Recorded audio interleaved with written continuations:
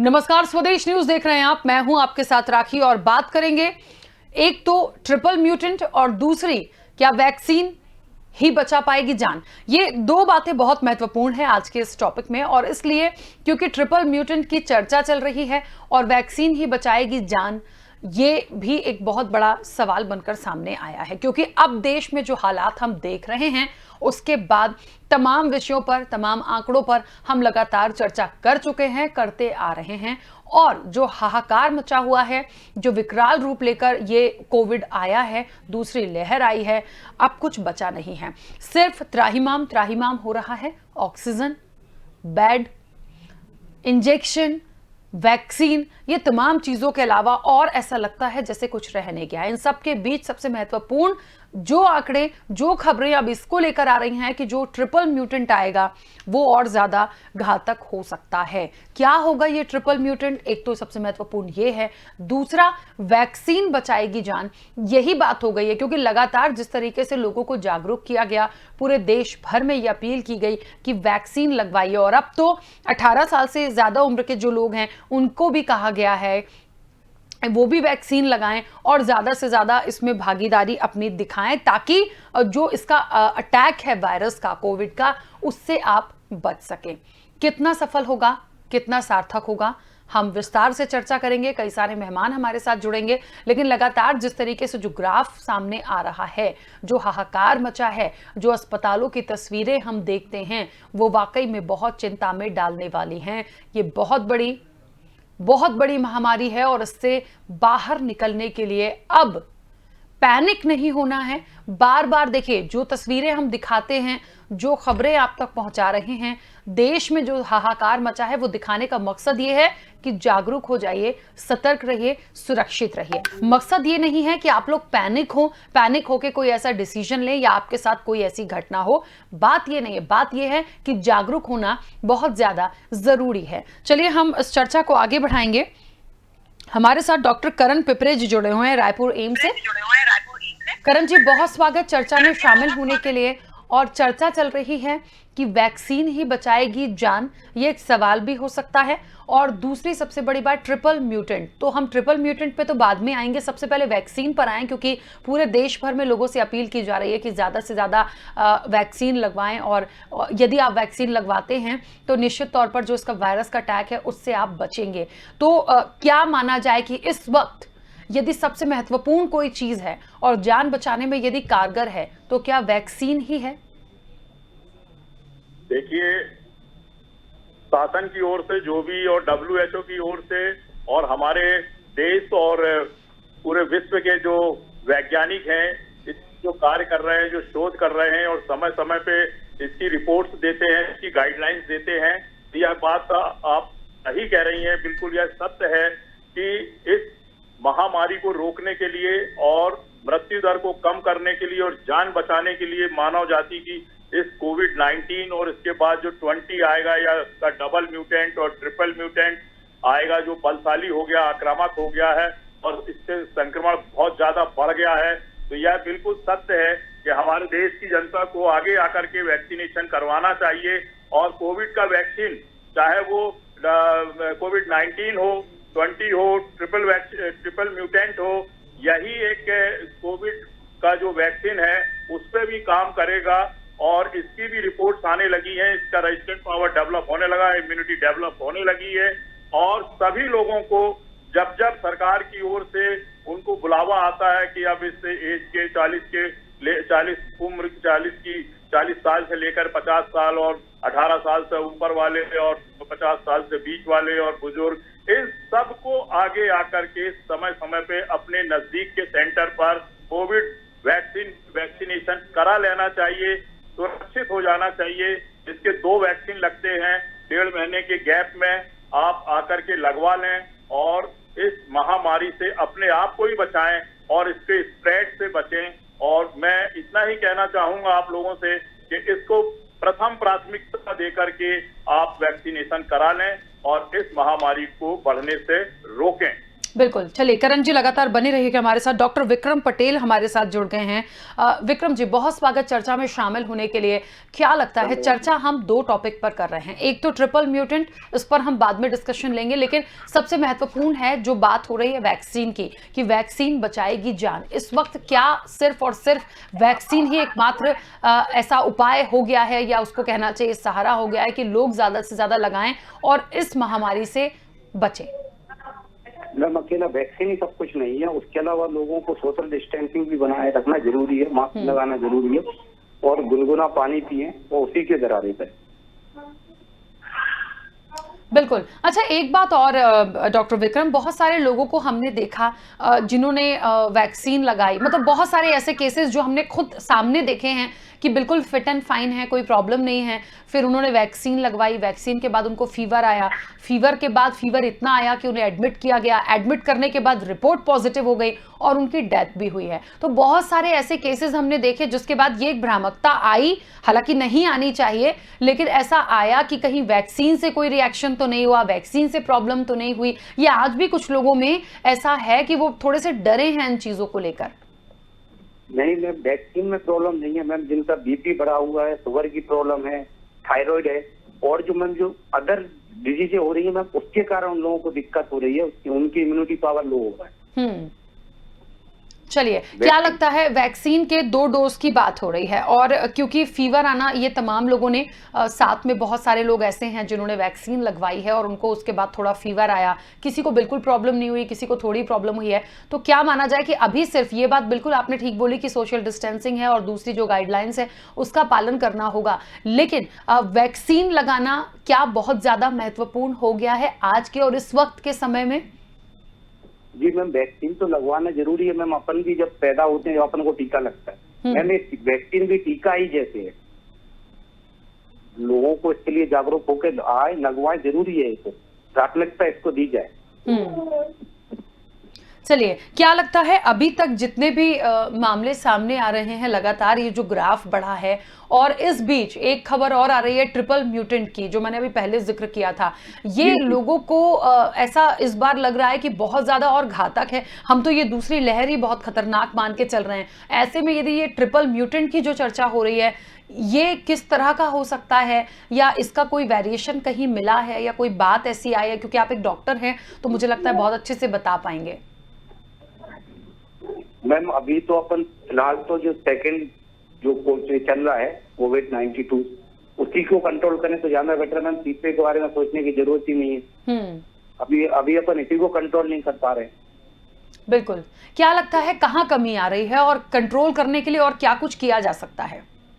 Ma'am, अपने इधर की जो जनता है मैम, वो अच्छे जागरूक नहीं है, वो सोचती नहीं है क्या करना है। बस बीमार हुए, हॉस्पिटल आ गए, डॉक्टर आके ट्रीट करे। उन्हें भी मैम थोड़ा डिस्टेंसिंग जो चीज बोली उन सबका पालन करें तो मुझे लगता है 50-60% तो कुछ होगा नहीं। अदर दूसरी कंट्रियों में तो मैम ऐसा कुछ है भी नहीं, ये अपने इंडिया में सबसे ज्यादा हो रहा है। ठीक है। चलिए, करण पिपरे जी लगातार जुड़े हुए हैं। डॉक्टर करण, क्या लगता है आपको, ये ट्रिपल म्यूटेंट की जो बात हो रही है, इसमें कितना डिफरेंस माना जाए? कोई नया वायरस है या कोई और बात है, या फिर एक नाम उसका ऐसा दे दिया गया है? क्योंकि अभी तो हम इसी से नहीं निपट पा रहे हैं। ये नया वेरिएंट यदि सुनेंगे तो लोग और ज्यादा पैनिक होंगे। ये वायरस है जिसे हिंदी में विषाणु कहते हैं, जैसे एक कीटाणु होता है, उसी प्रकार का ये स्ट्रक्चर के आधार पर इसका नाम विषाणु दिया गया है। और इसमें स्पाइक्स होते हैं, इसमें प्रोटीन होता है जो अपनी जो सेल्स होती हैं उससे जाकर के चिपक के और सबसे नाजुक जो ऑर्गन होता है फेफड़े में जाता है। इसके अलावा रक्त वाहिनियों के द्वारा ये ब्रेन में भी जाता है, हार्ट में, गुर्दे में, बोन्स में, लिवर में, एवरीवेयर जाकर के, और वहां पर उसके इन्फ्लेमेशन के कारण, उसके इन्फ्लेमेशन के कारण जो नुकसान होता है, जो उसमें ईडिमा आता है और सूजन आती है। और जैसे फेफड़ा जो होता है वो सबसे नाजुक अंग माना जाता है, उसमें सर्दी जुकाम से लेकर के निमोनिया और जितने भी उसके कॉम्प्लिकेशंस होते हैं, न्यूमोनाइटिस और पेन इन चेस्ट और खांसी चलना, बुखार आना, और ये सब होता है उसके कारण। और ये जो कोरोना 19 है, ये 2019 में पता चला था, फिर उसके बाद में म्यूटेशन हुआ इसमें। और मेरी आवाज आ रही है आप लोगों को? जी बिल्कुल, हाँ। और उसके बाद में जो म्यूटेशन हुआ है, उसका जो वेरिएशन पाया गया है, ये वायरस होता है। मैं ये बताना चाहूंगा आप लोगों को, जो वायरस है ये अपने समय के अनुसार और अपने आप को बलवान बनाने के लिए ये अपनी प्रकृति में, अपने स्वयं के स्ट्रक्चर में समय समय पे बॉडी में चेंज भी होता है। इसी प्रकार से ये 19 जो है ये दूसरा चेंज हुआ है। और अभी ये 2 प्रकार के जो वायरस है, डबल म्यूटेंट बोलते हैं जिसको, ये एक कैलिफोर्निया यूएसए का है और दूसरा जो है वो अपने इंडिया में पाया जाता है। इनका नाम भी वैज्ञानिकों ने रखा है B1617। और इसका जो दूसरे जो 2 तरह के म्यूटेंट्स हैं, E484Q और L452R, ये वैज्ञानिक नाम है इनके। म्यूटेशन के बाद में तो हुआ 2 बार इसमें वायरस में बदलाव आया है। और उस बदलाव के कारण जो कोविड-19 था उसमें माइल्ड प्रकार के साइन और सिम्टम्स कोविड-19 के इन्फेक्शन के होते थे और ज्यादा लोगों की मृत्यु नहीं होती थी और बहुत जल्दी अच्छे हो जाते थे। इसीलिए उसे हल्के प्रकार का वायरस माना गया। लेकिन उसके बाद जब उसने अपने ही सेल्स में जाकर के, राइबोसोम पे जाकर के अपना आकार, प्रकार और फोटोकॉपीज उसकी जो बनाई है, नंबर ऑफ जो वायरसेस है उसका मल्टीप्लिकेशन, उसका विकास, उसकी वृद्धि, उसका साइज, उसकी जो घातकता है, उसमें सब में परिवर्तन आने से अभी जो म्यूटेंट आया हुआ है ये बहुत ही खतरनाक म्यूटेंट है। ये जवान लड़कों को भी नहीं छोड़ रहा है। पहले का जो 19 था वो बच्चों में भी नहीं होता था, अब बच्चों में होने लगा है, जवानों में होने लगा है। पहले का कोविड-19 जो है बुजुर्गों में ज्यादा घातक हुआ करता था, जिनको ब्लड प्रेशर की बीमारी, लकवे की बीमारी या डायबिटीज की बीमारी है, लिवर फेल्यूर है, रीनल फेल्यूर है, बोन्स की बीमारियां, थोड़ी सी भी कमजोरी है और वो उसमें जाकर के हमला किया करता था। लेकिन अब जो म्यूटेंट आया है ये बहुत ही खतरनाक है, इसे आसानी से न लें। मास्क का, जैसा कि सभी लोग जानते हैं कि मास्क का उपयोग करना चाहिए, इससे 80% से ज्यादा आपको इन्फेक्शन से बचत होती है। और टाइट मास्क लगाना चाहिए ताकि वो अंदर प्रवेश ना कर पाए। आपका जो नेजल और ओरल म्यूकस मेम्ब्रेन है उसमें ना जाए, और वहां अगर चला जाता है तो वो सांस की नली के द्वारा सीधे फेफड़े में जाता है और फेफड़े की जो कोशिकाएं रहती हैं उसके अंदर जो उसके स्पाइक्स होते हैं वो चिपक जाते हैं और अंदर सेल्स में प्रवेश करते हैं और सेल्स को डैमेज करते हैं। और इस प्रकार से अपनी फिर वायरस का जो डिवीजन होता है, और क्योंकि ये बहुत चालाक है, ये मरना नहीं चाहता, ये मारना चाहता है, इसका स्वभाव है। ये बहुत अपने जो आने वाले जो और वायरसेस हैं उनको मजबूत करना चाहता है ताकि इसका अस्तित्व खत्म ना हो। तो इससे बचना बहुत जरूरी है व्यक्तिगत रूप से। सेकंड, आपको जो भी गाइडलाइन शासन और वैज्ञानिक लोग दे रहे हैं समय समय पे उसका पालन करना होगा। डिस्टेंसिंग बनानी होगी, मास्क लगाना होगा, सैनिटाइजर का उपयोग करना होगा और अनावश्यक रूप से बाहर ना निकलें। और साथ में वैक्सीनेशन बहुत ही जरूरी है। शासन को धन्यवाद दें, जगह जगह के इतने फास्ट वैक्सीनेशन हो रहे हैं और निःशुल्क हो रहे हैं। मैं समझता हूं कि जब भी कोई भी गाइडलाइंस आती है या स्वास्थ्य कार्यकर्ता या डॉक्टर या बड़े अधिकारी जो रहते हैं, स्वास्थ्य वर्कर्स होते हैं जो हेल्थ वर्कर्स, वो जब बोलते हैं लगवाने के लिए तो स्वास्थ्य के सेंटर में, अस्पताल में, मेडिकल कॉलेज में, एम्स में, यहाँ वहाँ जहाँ भी सुविधाएं हैं अपना वैक्सीनेशन करा लें। अपने आप को, अपने परिवार को, अपने बुजुर्गों को, बच्चों को, महिलाओं को, सभी को सबसे पहले वैक्सीनेशन कराकर सुरक्षित करें। और साथ में आप मास्क, सैनिटाइजर, डिस्टेंसिंग का पालन करें। शासन स्तर पे बहुत से वैज्ञानिक और बड़े बड़े अधिकारी, बड़े बड़े अनुभवी लोग, सभी लोग बैठ करके मीटिंग तय करते हैं और उसके बाद में वो आदेश जारी होता है, वो गाइडलाइन जारी होती है, उसका पालन आपको जरूर करना चाहिए, तभी हम लोग बचेंगे और कोरोना हारेगा। बिल्कुल ठीक बात है। डॉक्टर विक्रम, एक बात और, हमने कोरोना की जो फर्स्ट वेव देखा था और सिम्टम्स तब नॉर्मल हुआ करते थे कि सर्दी जुकाम हुआ या गले में दर्द हुआ तो ऐसा लगता था कि ये सिम्टम्स हैं कोविड के। तब भी जांच होती थी, तमाम चीज़ें होती थी, पर एक बात और कही जाती थी कि उसका कुछ गले में जो इन्फेक्शन है वो 2 से 3 दिन रहता है, या जो वो वायरस है वो थ्रोट तक है तो आप गर्म पानी पीजिए, और मतलब एक प्रिकॉशन के तौर पर दिया गया था, काफ़ी गर्म पानी पीजिए, गला को गीला रखिए और जितना अच्छा होगा गर्म चीज़ों का सेवन करिए। इस बार जो ये तमाम चीज़ें हम देख रहे हैं, सिम्टम्स एक तो पहली बार बहुत चेंज हो गए हैं, सिम्टम्स चेंज हुए हैं, एकदम से समझ पाना मुश्किल है, और उसके बाद लोग फिर भी जागरूक हो रहे हैं। तीसरा, ट्रिपल म्यूटेंट के बारे में जिस तरीके से करण जी ने भी बताया कि बहुत अलग तरह का वायरस है, एकदम से अटैक करता है, सीधे श्वास नली से वो अंदर जा रहा है। तो क्या माना जाए, अभी भी कुछ लोग ऐसे हैं जिनको गले में थोड़ा सूखापन लगता है या हल्का सा दर्द बना हुआ है, या सबसे ज्यादा हो रहा है हल्की हरारत है, बदन में बहुत दर्द है, स्मेल की जो एक वो होती है वो बिल्कुल चली गई है। तो ये सबसे ज्यादा महत्वपूर्ण सिम्टम्स इस बार हो गए हैं। तो इसके लिए प्रिकॉशन के तौर पे क्या किया जाए, मतलब क्या ये कैसे पता चलेगा कि अभी वो गले तक ही है, उसको कंट्रोल करने, या फिर ये जो वायरस है वो सीधे ही आपका लंग्स तक इफेक्ट कर रहा है? सबसे पहले जो थर्ड म्यूटेंट आया मैम, वो लंग्स तक इफेक्ट कर रहा है। ये लंग्स तक इफेक्ट नहीं कर रहा है, ये तो मैम कफ कोल्ड, बॉडी एक, एब्डोमेन पेन, लूज मोशन में ये सब कंप्लेंट इसमें आ रही है सेकंड जो कोविड आया है। और इसके लिए मैम अपन कुछ अलग से गाइडलाइन तो मैम जो गवर्नमेंट देती है सब कुछ बता रही है, लेकिन लोग बाग उसके लिए जागरूक नहीं है, वैसा कुछ नहीं कर रहे हैं। ठीक है डॉक्टर करण, आपकी तरफ से कोई सजेशन या एग्जिट कैसे आइडेंटिफाई होगा? बहुत बढ़िया प्रश्न किया आपने, मुझे बहुत ही प्रसन्नता हो रही है।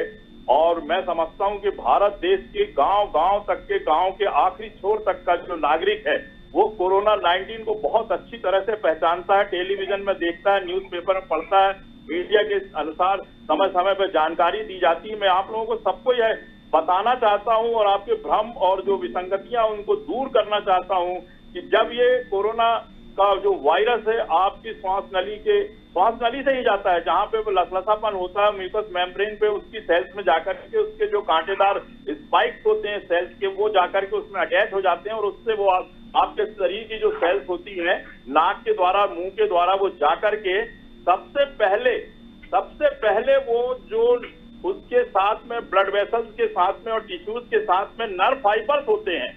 नर्व फाइबर से जिस प्रकार से सेंसेशन आता है, चाहे वो स्वाद का हो चाहे सूंघने का हो, घ्राण इंद्रियां होती हैं और टेस्ट बड्स होती हैं, उसकी जो नर्व है उसमें जाकर के वो इन्फ्लेमेशन करता है। और जब भी उस नर्वस टिश्यूज पे इन्फेक्शन या इन्फ्लेमेशन होगा, एडिमा होगा, उसकी जो काम करने की जो फंक्शन है, जो क्षमता है वो कम हो जाएगी, डिसअपियर हो जाएगी। जिस प्रकार के सबसे पहले कॉम्प्लिकेशन होता है कि मुझे डिजीनेस हो रहा है, चक्कर आ रहा है, वो कान के उसमें जो नस होती है, नर्व होती है, उसमें जाकर के उसका इन्फ्लेमेशन होता है जिससे गिडीनेस होता है और फॉलोड बाय वॉमिटिंग, उल्टियां भी होने लगती है। और उसके बाद में 2-3 दिन के बाद में फिर फीवर आता है।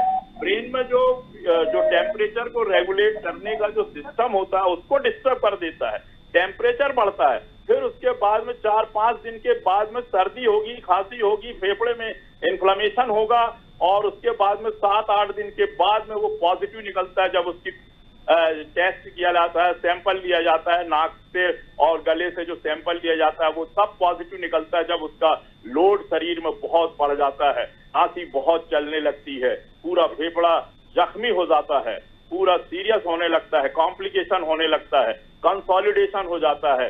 एक्सरे और सीटी स्कैन में ग्राउंड ग्लास ओपेसिटी जो दिखती है वो उससे डॉक्टर लोग उसको पहचान लेते हैं। निमोनिया हो जाता है, न्यूमोथोरेक्स हो जाता है और उसमें न्यूमोनाइटिस के कारण उसको सांस लेने में तकलीफ होती है। तभी फिर वो ऑक्सीजन का लेवल कम होता है और वो बोलता है कि मुझे बहुत ज्यादा डिस्टर्बेंस हो रहा है, बहुत ज्यादा डिफिकल्टी हो रही है शरीर में ऑक्सीजन लेने के लिए और ऑक्सीजन का शरीर में नहीं पहुंचना, क्योंकि श्वास नलियां और साथ में रक्त वाहिनियां और नर्व्स जो होती है वो सब डैमेज होने लगती हैं और उसको अवरोध करती हैं श्वास नली हवा जाने की। ऑक्सीजन तो है वातावरण में, लेकिन आपके फेफड़े में हवा जा ही नहीं रही है, तो ऑक्सीजन की कमी हो रही है। ब्रेन में कमी हो रही है, बेहोशी आने लगती है, सांस लेने में तकलीफ होती है, हार्ट में दिक्कत आती है, हार्ट अटैक भी हो जाता है, और डेलीरियम होता है, डेल्यूजन होता है, हेलुसिनेशन होता है, डर लगने लगता है। और सभी को मालूम है कि यदि हो गया है ये, इसके लक्षण आ गए हैं, जो कि आजकल बहुत ही ज्यादा भारी मात्रा में वजनदार लक्षण आए हुए हैं इसके ट्रिपल वेरिएंट के कारण, और जल्दी उसको इन्फेक्शन होता है, जल्दी साइन सिम्टम्स होते हैं, सीधा वेंटिलेटर में जाता है पेशेंट। मुझे बहुत अनुभव है रायपुर एम्स का, जयपुर का और भोपाल का। जब जब इस प्रकार का ये इन्फेक्शन फैला है, हमने देखा है कि स्टार्टिंग में जो लास्ट ईयर 18 मार्च 2020 में जो इन्फेक्शन था और अभी में बहुत जमीन आसमान का अंतर है। पहले बहुत अस्पतालों में जगह रहती थी, कम मरीज आते थे, 3-4 महीने शुरुआत के मई जून तक तो मौत भी नहीं हुई थी, हमें याद है उस समय, और 50-60 केस 3 महीने में आए हुए थे। लेकिन अब तो जैसे ही सेकेंड पीक के नाम से ये आया है, डबल वेरिएंट और ट्रिपल वेरिएंट के नाम पे जो आया है, म्यूटेंट के नाम पे जो आया है, जो म्यूटेशन हुआ है इसमें, इससे लोग घबरा गए हैं, भयभीत हो गए हैं। और मैं समझता हूँ होना भी चाहिए, क्योंकि इससे बचना, जब तक कि आपके वैक्सीनेशन लगने के बाद में इम्यूनिटी डेवलप नहीं होगी, आप अपने बचाव नहीं करेंगे। अभी भी मैंने देखा हमारे देशवासी, हमारे भाई बहन लोग, हमारी माताएं बहनें इकट्ठे बाजार में, हाट में, बसों में, टेम्पो में, टैक्सी में, मछली की दुकान में, सब्जी की दुकान में, शराब की दुकान में, सड़कों में भीड़ लगा करके बिना मास्क के बातें करते हैं। उसी में अगर कोई एक भी है खांसता है या उसको टच करता है यहाँ वहाँ और उसको इन्फेक्शन लगता है, वो फिर 10 को, 20 को, 35 को। ये वाला वायरस बहुत खतरनाक है, बहुत जल्दी मल्टीप्लाई हो रहा है। पहले घर में अगर पॉजिटिव केस आ भी गया है तो सुरक्षात्मक दृष्टि से रहते थे लोग, घर के और सदस्यों को नहीं होता था। लेकिन अब अगर किसी ने एक ने भी घर में आकर के इन्फेक्शन दिया है तो उसके खांसने से, बोलने से, गिलास, झूठे, थाली, चम्मच, जहां भी हाथ लगाएगा, कपड़े ओढ़ने के, बिछाने, घर के लोगों को, माँ को, बाप को, भाई को, भाभी को, सबको हो रहा है। उसमें से एक तो इतनी जल्दी सीरियस हो जाते हैं कि मौत के मुंह में चले जाते हैं। तभी तो ये आंकड़े आ रहे हैं कि फलाने शहर में 3000 मरीज पाए गए, आज 200 की मौत हो गई। ये बहुत बड़े बड़े आंकड़े हैं, इसे नहीं होना चाहिए। सब मिलकर के ही हम इससे जीतेंगे। मास्क लगाएं, सैनिटाइजर का उपयोग करें, डिस्टेंसिंग का उपयोग करें, अनावश्यक बाहर ना निकलें, किसी से ज्यादा मिले जुले ना, और कहीं आए भी ना, कहीं जाए भी ना, किसी को आने भी ना दें, और आप भी ना जाएं कहीं जब तक ये कंट्रोल नहीं होता। शासन की ओर से भी लॉकडाउन लगा दिया गया है, इसका पालन करें और वैक्सीनेशन जरूर लगाएं। आप जिस टॉपिक की हम चर्चा कर रहे हैं, जिस बात पे हम वजन दे रहे हैं, वैक्सीनेशन से ना डरें, सब लगाएं। अभी मैंने देखा कि कुछ लोग थोड़ी जटिलताएं पैदा करते हैं कि अरे हम क्यों लगाएं वैक्सीन, हमारा नहीं ये। मेरा उनसे अनुरोध है कि आप सब एक कदम आगे बढ़ा करके सब लोगों को लेकर के आए और सबको बोलें कि आप वैक्सीन लगा करके, जिस प्रकार ट्यूबरकुलोसिस से, पोलियोमाइलाइटिस से और दूसरे वैक्सीन लगते हैं और उसकी बीमारियों से हम सुरक्षित हैं, हम इसे भी हराएंगे। हम अपने शरीर में इम्यूनिटी भी पैदा करेंगे, इससे बचाव भी करेंगे, इसकी जागरूकता अभियान भी चलाएंगे। 1-2 साल जब तक इससे हम लड़ेंगे, हम फाइट करेंगे और विजयी भी होंगे और सब सुरक्षित रहेंगे। बिल्कुल ठीक बात है। क्योंकि समय की भी सीमा है, बहुत जल्दी से डॉक्टर करण आपसे एक बात जानना चाहती हूँ। अभी जिस तरह से अलग अलग सिम्टम्स हैं इस वक्त, वो तमाम लोग, हमने बहुत सारे लोगों को देखा है कि हल्का सा दर्द हुआ या हल्का सा फीवर आया तो पैरासीटामोल ले लेते हैं। कुछ लोग 2 दिन में ठीक भी हो रहे हैं और कुछ लोगों को बाद में प्रॉब्लम बढ़ रही है। तो एकदम से कैसे आइडेंटिफाई होगा कि या कोई ऐसा सिम्टम जो है दैट मीन्स कि आपको कोविड मतलब इफेक्ट कर रहा है, ऐसा कोई बड़ा सिम्टम जिससे हम बहुत जल्दी आइडेंटिफाई कर लें? पड़ेगा सभी लोगों को कि यदि उनको स्वाद नहीं आ रहा, सबसे पहले अटैक होता है नर्व में, ब्लड वेसल्स में, फिर उसके बाद में ऑर्गन्स में होता है। यदि आपको स्टार्टिंग में जैसे ही ऐसा लगता है कि बदन टूट रहा है और टेस्ट नहीं आ रहा है, स्मेल भी नहीं आ रही है, कम हो रही है, आप नजदीक के डॉक्टर को बताएं, परिवार के लोगों को बताएं, उनसे दूरी बनाकर रखें, अपना टेस्ट करा लें या फिर ऑब्जर्वेशन में चले जाएं। और उसके साथ में दूसरा वॉमिटिंग भी होती है और चक्कर भी आता है, खांसी बाद में आएगी आपको। सर्दी है, जुकाम है, खांसी, जब तक के लंग का इन्वॉल्वमेंट नहीं होगा तब तक आपको सर्दी, खांसी, जुकाम नहीं आएगा। यदि आपको सर्दी, खांसी होती है, ये मान के चलिए कि आपके नाक में उसने वायरस ने अटैक कर दिया है और उसके बाद में वो धीरे धीरे नीचे उतरता है और फिर ब्रोंकाइटिस होती है, उसके बाद में फिर न्यूमोनाइटिस होती है। और ये जो लंग्स के इन्फेक्शन हो जाते हैं तो आपकी बेचैनी बढ़ जाएगी, आपका ऑक्सीजन लेवल कम होगा, आपको बुखार आ जाएगा, क्योंकि उसका लोड बढ़ रहा है। फॉरेन बॉडी है वो एक विषाणु है, वो एक जख्म पैदा कर रहा है आपके शरीर के अंदर, और स्टार्टिंग वो फेफड़े से करता है, और पहले वाला उतना ज्यादा घातक नहीं था। इसका जो सब कीटाणुओं के अपना अपने स्वभाव होते हैं, अपना कैरेक्टरिस्टिक फीचर होता है, उनका काम करने की एक विधि होती है, उनका एक टाइम ड्यूरेशन होता है, उनका खत्म होने का, उनकी दवाइयों का, इस प्रकार का सबका अलग अलग होता है। हमें व्यक्तिगत रूप से आज के परिवेश में कोविड के बारे में सोचना है, और जैसे ही कोई लक्षण ऐसा आता है, ये डायरिया के रूप में भी आता है, ये पेशाब में जलन हो रही है और बुखार आ रहा है, इसके रूप में आ रहा है, इसको हमको यूटीआई ना समझ के इसको हल्का में नहीं लेना चाहिए, डॉक्टर के पास जाना चाहिए। आज यदि आपको शरीर में किसी भी प्रकार का अनइजीनेस और डिस्टरबेंस लगता है, थकान लगती है, बदन टूट रहा लगता है, हेडेक हो रहा है, चक्कर आ रहा है, भूख नहीं लग रही है, ये सब उसके स्टार्टिंग और बीच के और मिक्स्ड सिम्टम है। इसका एक ही सिम्टम नहीं है कि सर्दी जुकाम होगा, खांसी चलेगी, समझ लो कि ये कोविड इन्फेक्शन हो गया है। ये कई रूपों से आता। पीलिया भी हमने देखा, अभी एक लड़की आई, उसको पीलिया भी था, अब जैसे जैसे कोविड अच्छा हुआ उसका पीलिया अच्छा हो गया। तो ये मतलब नहीं है कि वो भी वायरस से होता है, लेकिन इन्वॉल्वमेंट तो इसका भी है। बिल्कुल ठीक। चलिए, क्योंकि समय की सीमा है, आप दोनों मेहमानों का बहुत शुक्रिया इस चर्चा में शामिल होने के लिए। तो देखिए, बात चल रही थी ट्रिपल म्यूटेंट और वैक्सीन बचाएगी जान। वो इसलिए क्योंकि वैक्सीन लगवाना है आपको, ये तमाम डॉक्टर्स बोल रहे हैं, वैक्सीनेशन होना है, गाइडलाइंस का पालन कीजिए। ट्रिपल म्यूटेंट की जो बात हो रही है, वाकई में एक ऐसा विषाणु है जिसे विषाणु ही कहा जाता है। इस बार जो वायरस आए हैं वो अलग अलग फॉर्म में आए हैं, सीधे अटैक कर रहे हैं। पिछली बार से इस बार का दूसरा फेज बहुत ज्यादा घातक है और आपको बहुत ज्यादा सतर्क रहने की जरूरत है, सुरक्षित रहने की जरूरत है। प्लीज बार बार एक बार फिर से अपील करेंगे, क्योंकि हम हर रोज एक ऐसी खास रिपोर्ट आपके पास लेकर आते हैं, तमाम बड़े डॉक्टर्स से बात करते हैं ताकि आप लोगों को जागरूक कर सके, आप तक वो बात पहुंचा सके कि आखिरकार स्टार्टिंग में आप कैसे पहचाने। आपको यदि कोई भी सिम्टम्स है तो आपको पता चलेगा कि आप इफेक्टेड हो, आप डॉक्टरी सलाह लो। और इन सबसे इतर बार बार एक ही चीज तमाम डॉक्टर्स बोलते हैं, डबल मास्किंग करिए। हम पहले कहते थे मास्क लगाइए, अब हम कहते हैं डबल मास्क लगाइए, क्योंकि ये वाला जो वायरस है वो बहुत ज्यादा घातक है। इसके अलावा सोशल डिस्टेंसिंग, अननेसेसरली घर से बाहर नहीं आना है, प्रॉपर सैनिटाइजेशन आपको रखना है। ये छोटी सी अपील है, मुझे लगता है ये सबसे ऊपर है, इसके बाद दूसरी चीजें होंगी। इस चर्चा में इतना ही, दीजिए इजाजत, नमस्कार।